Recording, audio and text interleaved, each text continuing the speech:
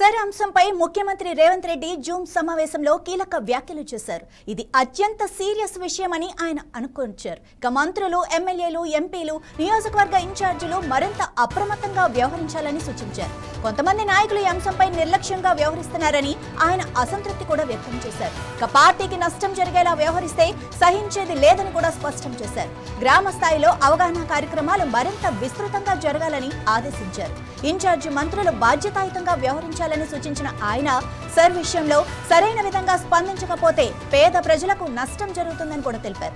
అవసరమైతే పార్టీ ఆదేశాలు పాటించిన వారి స్థానంలో కొత్త ఇన్ఛార్జీలను నియమిస్తామని కూడా హెచ్చరించారు. 10 రోజుల గడువు ఇచ్చి పరిస్థితిని సమీక్షిస్తామని పేర్కొన్న సీఎం గ్రామాల్లో సర్పంచులతో కలిసి అవగాహన కార్యక్రమాలు చేపట్టాలని కూడా సూచించారు.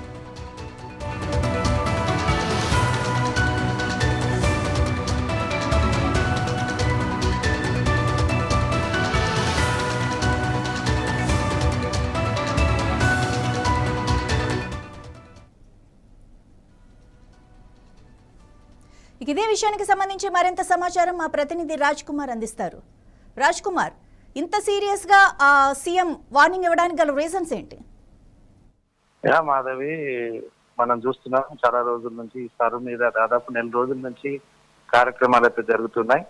ఒకవైపు కాంగ్రెస్, అదేవిధంగా బీజేపీ, బీఆర్ఎస్ అన్ని పార్టీలు కూడా ఈ సరు మీద ఫోకస్ చేశాయి. అందులో భాగంగా కాంగ్రెస్ పార్టీ రాష్ట్రంలో అధికారం ఉంది. సో కాంగ్రెస్ పార్టీకి మొదటి నుంచి సర్ మీద కాస్త అనుమానంగానే ఉంది. ముఖ్యంగా పశ్చిమ బెంగాల్లో అధికారంలో ఉన్న దీదీ ఓడిపోవడానికి ఈ సర్వే ప్రధానమైన కారణమని కాంగ్రెస్ అనుమానిస్తుంది. దేశవ్యాప్తంగా అంటే రాహుల్ గాంధీతో సహా అందరూ కూడా, జాతీయ నేతలు కూడా దీని మీద జాగ్రత్తగా ఉండాలి. సర్ మీద నిర్లక్ష్యంగా ఉంటే ఖచ్చితంగా మనకు నష్టం జరుగుతుందనే ఒక మన విమర్శలు కూడా వాళ్ళు చేస్తూనే ఉన్నారు. దానికి అనుగుణంగా రాష్ట్ర పార్టీని ఢిల్లీ పెద్దలు అనగా ఏఐసిసి కావచ్చు, తర్వాత మిగతా వాళ్ళందరూ కూడా ఇన్ఛార్జీలు కూడా హెచ్చరించారు. సో చాలా జాగ్రత్తగా చూడాలి. దాంట్లో భాగంగా ఇప్పుడు ఈ రోజు జూమ్ మీటింగ్ జరిగింది. రేపటి నుంచి సర్ కార్యక్రమము అఫీషియల్ గా ఈసీ ఆధ్వర్యంలో అధికారులందరూ కూడా చేస్తా ఉన్నారు. కాబట్టి ఇప్పటి వరకు జరిగిన మీటింగ్స్ ఏవైతే ఉన్నాయో వాటి మీద ముఖ్యమంత్రి రేవంత్ రెడ్డి ఈ రోజు జరిగిన జూమ్ మీటింగ్ లో సీరియస్ అయ్యారు.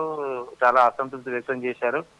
ఎందుకంటే దీని మీద ఆల్రెడీ ఇన్ఛార్జీలను, మంత్రులు, కొంతమంది ఎమ్మెల్యేలను, ముఖ్యంగా ఎమ్మెల్యేలను ప్రతి నియోజకవర్గంలో ఇన్ఛార్జీలుగా నియమించారు. సో వీళ్ళ పనితీరుపై అసంతృప్తి వ్యక్తం చేశారు. చాలా అశ్రద్ధగా, నిర్లక్ష్యంగా సర్ మీద మీరు ఉంటున్నారు.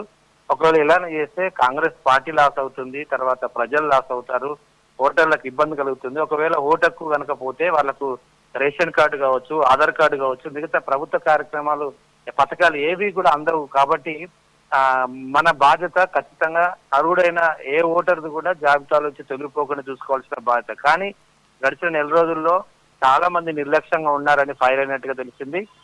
ఒకవేళ మీరు అలానే ఉంటే ఎవరైతే నిర్లక్ష్యంగా ఉన్నారో వారి స్థానంలో కొత్త వారికి బాధ్యతలు ఇవ్వడానికి కూడా వెనుకాడము.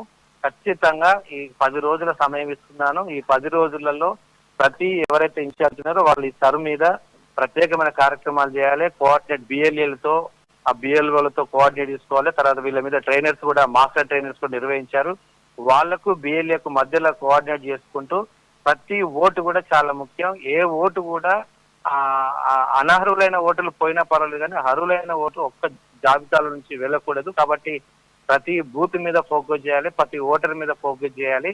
కానీ మీరు ఇంతవరకు చాలా మంది ఇలా చేయలేదు. ఒకవైపు బీఆర్ఎస్ ఏమో చాలా దూకుడుగా వ్యవహరిస్తుంది. అన్ని జిల్లాలలో, నియోజకవర్గాల్లో వాళ్ళు మీటింగ్ పెట్టుంటే అధికార పార్టీగా మనం ఉండి మీరు ఎందుకు ఇలా నిర్లక్ష్యంగా వ్యవహరిస్తున్నారని కూడా ఈ యొక్క జూమ్ మీటింగ్ లో ఈ రోజు అయితే 11 గంటలకు ఈ జూమ్ మీటింగ్ జరిగింది. ఎంపీలు, ఎమ్మెల్యేలు, మంత్రులతో, అంటే ఎమ్మెల్యేలు ఇన్ఛార్జీలు ఉన్నారు కాబట్టి వాళ్ళందరితో ఇవాళ ఒకవైపు AICC in charge Meenakshi Natarajan, PCC president Mahesh Kumar Goud, అదేవిధంగా ఏఐసిసి కార్యదర్శి సావంత్, వీళ్ళందరి ఆధ్వర్యంలో ఈ రోజు సీఎం జూమ్ మీటింగ్ తీసుకున్నారు. ఈ జూమ్ మీటింగ్ లో తీవ్రమైన అసంతృప్తి వ్యక్తం చేస్తూనే ఎవరైతే నిర్లక్ష్యంగా ఉన్నారో వారి పేరు చెప్పలేదు, కానీ నాకు తెలుసు, నా దగ్గరికి రిపోర్ట్ వచ్చింది.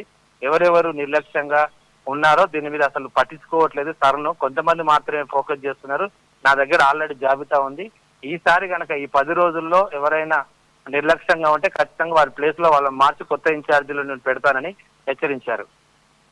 రైట్ రాజ్ కుమార్. అంటే ఇంత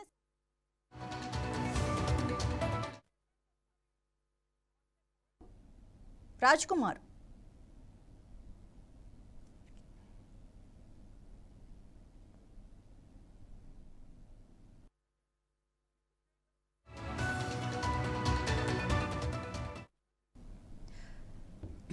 రాజ్ కుమార్, సీఎం ఇంత సీరియస్ గా చెప్పాక మరి వాళ్ళలో ఎలాంటి మార్పు కనిపిస్తుందని మీరు అనుకుంటున్నారు? అంటే ఇప్పుడు ఒకవేళ ఈ బీజేపీలో ఎవరైతే ఇన్ఛార్జీలుగా ఉన్నారో, అదే కాంగ్రెస్ ఇన్ఛార్జీలుగా ఉన్నారో, బీజేపీ ఓట్లు తొలగించకుండా చూసుకునే బాధ్యత ఎవరైతే చేపట్టారో ఇప్పుడు వాళ్ళు ఎలాంటి చర్యలు తీసుకోబోతున్నారు? రైట్, ఇటీవల గాంధీ భవన్ లో లాస్ట్ ఒక 15 రోజుల క్రితం కూడా గాంధీ భవన్ లో ఈ సర్ మీద చాలా పెద్ద సమావేశం జరిగింది. మంత్రులు, ఇన్ఛార్జీలు ఎవరైతున్నా వాళ్ళందరితో జరిగినప్పుడే ఆల్రెడీ ఫిజికల్ గా జరిగిన మీటింగ్ లోనే కొంతమందికి హెచ్చరించారు. కొంతమంది నిర్లక్ష్యంగా ఉన్నారు, మీ వైఖరిని మార్చుకోవాలి, ఎందుకంటే ఇది కాంగ్రెస్ పార్టీకి చాలా నష్టం జరుగుతుంది హెచ్చరించారు. ఎందుకంటే పశ్చిమ బెంగాల్ ఉదాహరణ ఉంది కాబట్టి పశ్చిమ బెంగాల్ ఉదాహరణ తీసుకొని హెచ్చరించినప్పటికీ ఈ 15 రోజుల్లో కూడా సరైన డ్రైవ్ చేయలేదు. వేరే వేరే కార్యక్రమాల మీద ఫోకస్ చేస్తున్నారు. నామినేటెడ్ పోస్టులు కానీ, లేకపోతే మంత్రి పదవులు కావచ్చు, లేకపోతే పార్టీ పదవులు, వీటి కోసం ప్రయత్నాలు చేస్తున్నారు. కానీ అత్యంత ముఖ్యమైన సర్ మీద మీరు ఏమాత్రం కూడా శ్రద్ధ పెట్టట్లేదని హెచ్చరించిన ముఖ్యమంత్రి ఈ ఖచ్చితంగా మార్పు రావాలి, లేకపోతే చేంజ్ చేస్తానని చెప్పిన నేపథ్యంలో ఖచ్చితంగా మరి ఇప్పటికైనా ఎవరైతే ఇన్ఛార్జ్ ఉన్నారో వాళ్ళలో మార్పు రావచ్చు, కొంతమేర కదలిక వస్తుందని ఆశిస్తున్నారు. లేదంటే వాళ్ళ స్థానంలో కొత్త ఇన్ఛార్జీలను నియమించే అవకాశం ఉంది. కాబట్టి దీంతో పాటు పార్టీ నుంచి కూడా కొంత సీరియస్ అయితే భవిష్యత్తులో వాళ్ళకి, ఎందుకంటే సార్ను చాలా ప్రతిష్టాత్మకంగా తీసుకుంది కాంగ్రెస్ పార్టీ. ఓన్లీ తెలంగాణనే కాదు, దేశవ్యాప్తంగా ఈ సర్ మీద చాలా ఫోకస్ పెట్టాలని ఏఐసీ నుంచి మార్గదర్శకాలు వచ్చాయి, గైడెన్స్ వచ్చాయి. సో కాబట్టి వీటి మీద నిర్లక్ష్యం ఉంటే ఖచ్చితంగా వీళ్ళ మీద పార్టీకి సంబంధించిన క్రమశిక్షణ కావచ్చు, లేకపోతే మిగతా భవిష్యత్తులో వాళ్ళకి ఎలాంటి పదవులు ఇవ్వకుండా నామినేటెడ్ పోస్టులు కావచ్చు, వాళ్ళని పక్కన పెట్టే అవకాశాలు ఉన్నాయి. కాబట్టి ఖచ్చితంగా సీఎం రేవంత్ రెడ్డి ఫైర్ అయ్యారు కాబట్టి దీని మీద కొంచెం కదలిక అయితే ఉండవచ్చు అన్నట్టు కనబడతా ఉంది మరి. వీధి వీధికి వెళ్ళి, లేకపోతే ఎక్కడైతే మన కాంగ్రెస్ ఓటర్లు ఉన్నారో వాళ్ళ దగ్గరికి వెళ్ళి ప్రచారం చేస్తారంటే సార్ గురించి ఇది వాట్ ఈస్ వాట్ అని ఎక్స్ప్లెయిన్ చేసే కార్యక్రమాలు ఏమైనా పెడుతున్నారా? లేకపోతే మొత్తంగా బీజేపీ ఓట్లైనా కాంగ్రెస్ ఓట్లైనా మొత్తంగా ఓటర్లను చైతన్యపరిచే ప్రోగ్రాంలు చేస్తున్నారా? సో ఇప్పుడు అదే బిఎల్ఏలు, బూత్ లెవెల్ ఏజెంట్స్ కు వీళ్ళు కీలకంగా ఉంటారు. ఎందుకంటే ఓటు ఒకవేళ ఎవరైనా అర్హులైన వారు ఒకవేళ తీసేస్తే, తండ్రి లేని వారు కావచ్చు, లేదంటే విదేశాల్లో ఉన్నవారు కావచ్చు, డోర్ లాకింగ్, కొంతమంది కుటుంబంలో ఉన్న అందరూ కూడా ఉద్యోగాలకు వెళ్ళడం, పనికి వెళ్ళడం వల్ల కొంతమంది డోర్ లాక్ ఉంటుంది. ఇలాంటి వాటిని గుర్తించాలి అనేది ఇప్పుడు డైరెక్షన్స్. సో ఇలాంటి వారిని గుర్తించకపోతే ఆ ఓటు తీసేస్తుంది అధికారులు ఈసీ రూల్స్ ప్రకారం. కాబట్టి ప్రతి ఓటర్ ఇంటికి వెళ్ళాలి. ఒక్కొక్కరికి ఒక బిఎల్ఏకు ఒక ఓటర్ జాబితా ఇచ్చారు.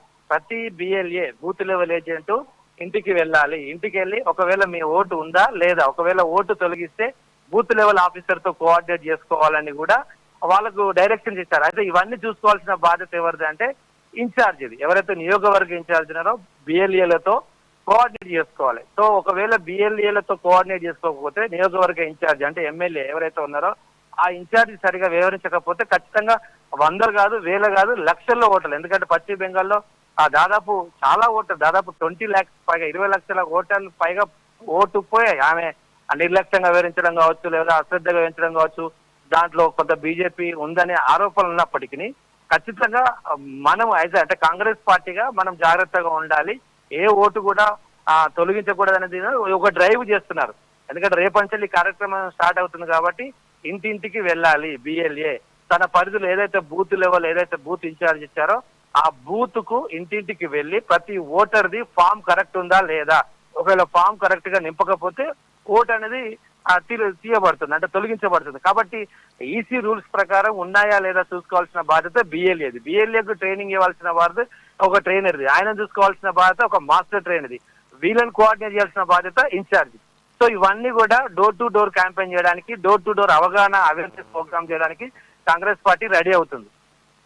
Right, thank you Raj Kumar.